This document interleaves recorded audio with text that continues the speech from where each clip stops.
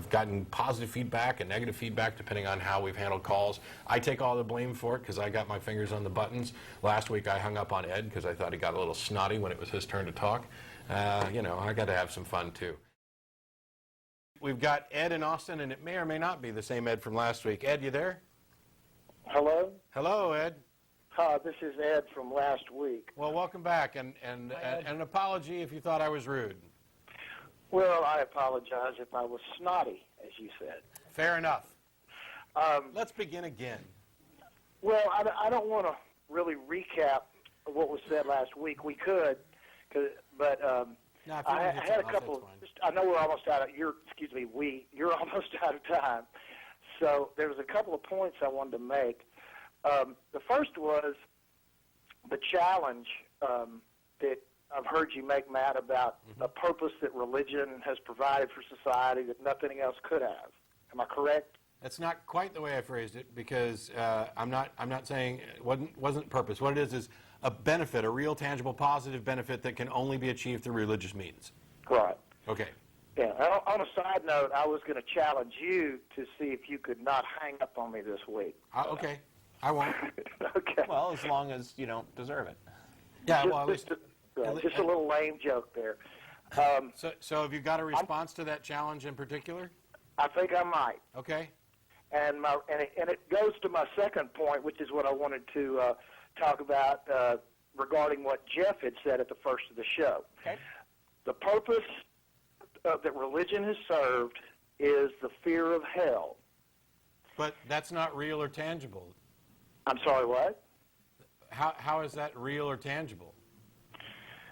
Well, The fear itself? Let me answer, if you would. Sure. Yeah, go ahead. The belief in hell has made persons of questionable moral character be better people. I believe this has been necessary throughout the ages, particularly more in the past than now, because of the barbarism in the past. But I do believe necessary evil.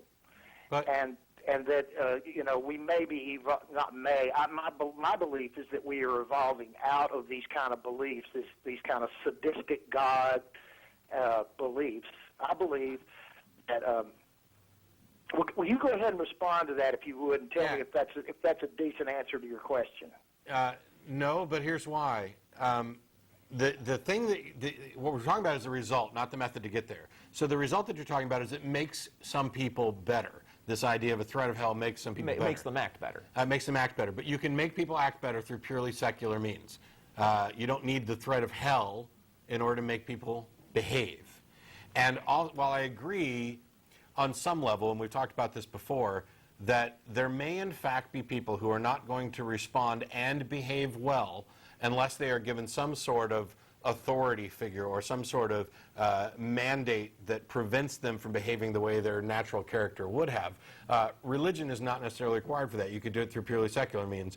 But I also think it is a little short-sighted and particularly insulting to imply that there's this huge chunk of the population that just absolutely can't help feeding their base desires unless they're given the carrot and stick of heaven and hell. Well, let me say this, Matt. I watch your show. I like y'all's show.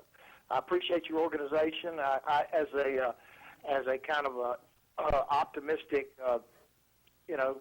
perhaps a little naive individual, I think there is a purpose for everything, and I think that y'all are serving a purpose both with your show and with your organization. So I want to commend you for that.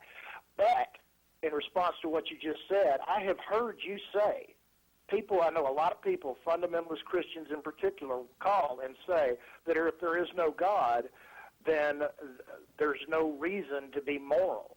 And you have said, I've heard you say that if someone needs to believe in God, I don't know if you mentioned hell particularly, but if they need to believe in God in order to be a good person, then by all means, believe in God. Yeah, here's what I've actually said, and you're almost dead on, is that we've asked the question before from people who say the only thing that keeps me moral is the idea that there's a God.